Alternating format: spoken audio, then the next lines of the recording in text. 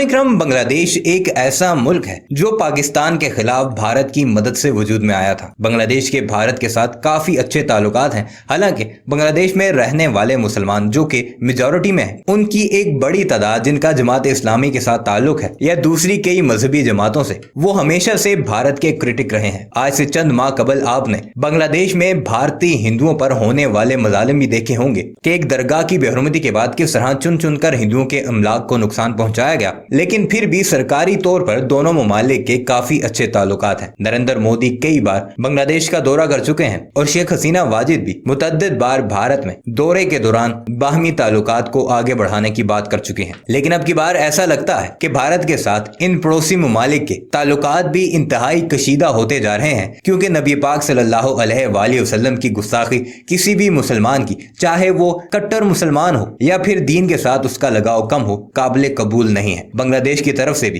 भारत को खुलेआम अब धमकी आमेज लहजे में अपनी औकात में रहने की तलकीन कर दी गई है और बांग्लादेशी वज़ीर-ए-आज़म शेख हसीना वाजिद के तर्जुमान की तरफ से बाकायदा एक सोशल मीडिया बयान जारी किया गया है, जिसमें उनका कहना है कि नरेंद्र मोदी सरकार को अपने तर्जुमानों को लगाम देनी चाहिए। ये वो वाकयात हैं जिनके बायस बांग्लादेश में बसने वाले हिंदुओं की जान को भी शदीद खतरात लाहक हो सकते हैं। इसके अलावा ऐसी कई वीडियो सोशल मीडिया पर गर्दिश कर रही हैं, जिसमें गुज़श्ता रोज जुम्मे की नमाज के बाद हजारों लाखों की तादाद में लोग बांग्लादेश की सड़कों पर निकले और नरेंद्र मोदी सरकार और भारत के खिलाफ अपने गमो गुस्से का इजहार किया और अपनी हुकूमतों पर यह दबाव डाला गया कि नबी पाक सल्लल्लाहु अलैहि वसल्लम की हुर्मत पर किसी भी तौर पर कोई आंच न आने दी जाए और ऐसे ममालिक जो कि गुस्ताखी के मुर्तकिब हैं, उनके साथ अपने सफारती ताल्लुकात मुनक़ता किया जाए। बांग्लादेशी हुकूमत अब दबाव में है, क्योंकि लाखों की तादाद में मुसलमान सड़कों पर निकल कर नरेंद्र मोदी से सफारती ताल्लुकात खत्म करने की बात कर रहे हैं और देखना यह होगा कि आगे चलकर यह मामला कहां तक जाता है। आइए आपको लेकर चलते हैं और ये सारी कहानी भारतीय सहाफी की जुबानी आपको सुनाते हैं, जिसमें वो इस सारे मामले का जिम्मेदार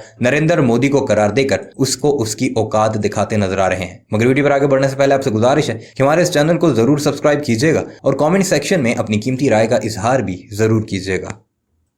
भारत में जो कुछ भी हो रहा है वो आप देख रहे हैं, कैसे भारतीय जनता पार्टी के प्रवक्ता अपशब्दों का इस्तेमाल करते हैं, जिसे लेकर अरब देशों में भारत की खूब फजीहत होती है।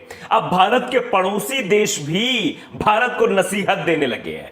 आप अंदाजा लगा सकते हैं कैसे जो है बांग्लादेश ने सीधे तौर पर भारत सरकार को घेरा है। जिस तरीके से पैगंबर मोहम्मद के बारे में टिप्पणी की गई, उसके बाद कार्रवाई में विलंब किया गया, इन सभी बातों को लेकर बांग्लादेश सरकार के प्रवक्ता ने सीधे तौर पर खरी खोटी सुनाई है भारत को कि अगर पहले कार्रवाई हो जाती तो शायद ऐसा ना होता। शेख हसीना की पार्टी के प्रवक्ता ने बीजेपी के रुख पर सवाल खड़े किए हैं कि आखिरकार भारतीय जनता पार्टी का रुख ऐसा क्यों है। आप भी देख रहे हैं कि जिस वक्त नुपुर शर्मा ने बोला था, उसके बाद ट्वीट आया था नवीन कुमार जिंदल का। भारतीय जनता पार्टी की तरफ से कोई भी रिएक्शन नहीं आया था। जब अरब देशों में मांग उठाई गई तब जाकर भारतीय जनता पार्टी ने कार्रवाई की, लेकिन मोदी सरकार ने अभी तक कोई कार्रवाई नहीं हुई। जो कार्रवाई हुई वो तो बीजेपी की तरफ से हुई है, लेकिन मोदी सरकार की तरफ से कार्रवाई नहीं हुई है। और बांग्लादेश कह रहा है सीधे तौर पर कि हम जो कट्टरपंथी संगठन है, धार्मिक कट्टरपंथी है, इनको लेकर जीरो टॉलरेंस की हमारी नीति रहती है। भारत में ऐसा नहीं हो रहा है। अब बताइए कि बांग्लादेश तक सवाल उठा रहे हैं। बांग्लादेश में जो जिस पार्टी की सरकार, उस पार्टी के प्रवक्ता सीधे तौर पर भारत सरकार को घेर रहे हैं, सवाल दाग रहे हैं कि आखिरकार भारत सरकार ने कार्रवाई अभी तक क्यों नहीं की।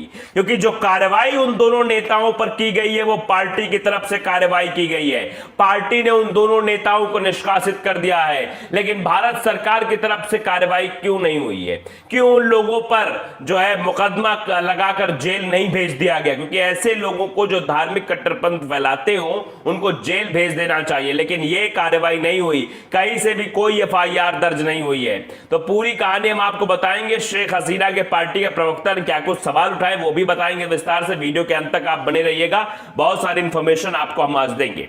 तो शेख हसीना के पार्टी के प्रवक्ता ने बीजेपी के रुख पर सवाल उठाए हैं। दरअसल भारत में जिस तरह से पैगंबर मोहम्मद को लेकर टिप्पणी की गई थी, इसके बाद बांग्लादेश की सत्ताधारी पार्टी आवामी लीग के एक शीर्ष नेता ने कहा है कि बीजेपी ने खाड़ी देशों की ओर से बढ़े दबाव की वजह से नुपुर शर्मा पर कार्रवाई की है। सिर्फ बांग्लादेश ही नहीं, पूरा विश्व कह रहा है कि यह कार्रवाई जो हुई है भारतीय जनता पार्टी ने दबाव में की है, लेकिन अभी भी सरकार की कार्रवाई का सब लोग इंतजार कर रहे हैं कि सरकारी कार्रवाई कैसे होगी, क्या होगी। ढाका में पत्रकारों के एक प्रतिनिधिमंडल से बातचीत के दौरान बांग्लादेश आवामी लीग के खंडाकर गुलाम मौला नक्शबंदी ने कहा कि प्रधानमंत्री शेख हसीना ने धार्मिक आतिवादियों के लिए जीरो टॉलरेंस की नीति अपनाई हुई है। यह सीधे तौर पर भारत पर एक प्रहार किया है, क्योंकि यहां पर धार्मिक आतिवादियों के खिलाफ कोई कार्रवाई नहीं की जाती है। भगवा आतंकवादी लगातार अपने नापाक मंसूबों को अंजाम देते रहते हैं। तो सीधे तौर पर एक बड़ी चोट की है कि हम तो जीरो टॉलरेंस की नीति अपनाते हैं। और उन्होंने सांप्रदायिक सद्भाव सुनिश्चित करने के लिए हाल ही के समय में त्वरित कार्रवाई की है। और फिर त्वरित कार्रवाई की बात कर रही है कि शेख हसीना की जो सरकार बांग्लादेश में है वो जीरो टॉलरेंस अपनाती है ऐसी घटनाओं पर और त्वरित कार्रवाई भी करती है। बांग्लादेश आवामी लीग के सलाहकार समूह के सदस्य नक्शबंदी ने कहा कि भारत सरकार ने कई दिनों तक इंतजार किया। यह सवाल खड़ा किया जा रहा है कि भारत सरकार यानी बीजेपी की तरफ से, भारत सरकार की तरफ से तो कार्रवाई ही नहीं हुई है, ये तो बीजेपी की तरफ से कार्रवाई हुई है। तो भारत सरकार ने कई दिनों तक इंतजार किया और पैगंबर मोहम्मद के खिलाफ अपमानजनक टिप्पणी करने वालों के खिलाफ कोई कार्रवाई नहीं की। और अभी तक कोई कार्रवाई शायद नहीं हुई है सरकार की तरफ से। हाँ, कार्रवाई पार्टी की तरफ से जरूर हुई है, लेकिन सरकार की तरफ से कार्रवाई नहीं हुई है। जब खाड़ी देशों ने इन बयानों का विरोध शुरू किया तब जाकर एक्शन लिया गया और इन बयानों के लिए जिम्मेदार अपने प्रवक्ताओं को हटा दिया गया। तो जिम्मेदार प्रवक्ताओं को तो पार्टी ने हटा दिया, कब हटाया यह भी सही साफ तौर पे कहा जा रहा है कि अरब देशों का जब दबाव आया था, जब सोशल मीडिया पर ट्रेंड चलने लगा था, जब यह कहा जाने लगा था कि भारत में कैसे जो है पहले मुसलमानों को प्रताड़ित किया गया, उनके धार्मिक स्थलों को प्रताड़ित किया गया, उसके बाद पैगंबर साहब के बारे में गुस्ताखी की गई, उनके बारे में अपशब्दों का इस्तेमाल एक टीवी चैनल पर किया गया, उसके बाद सोशल मीडिया प्लेटफॉर्म यानी ट्विटर पर किया गया, तब जाकर यह कार्रवाई की गई है।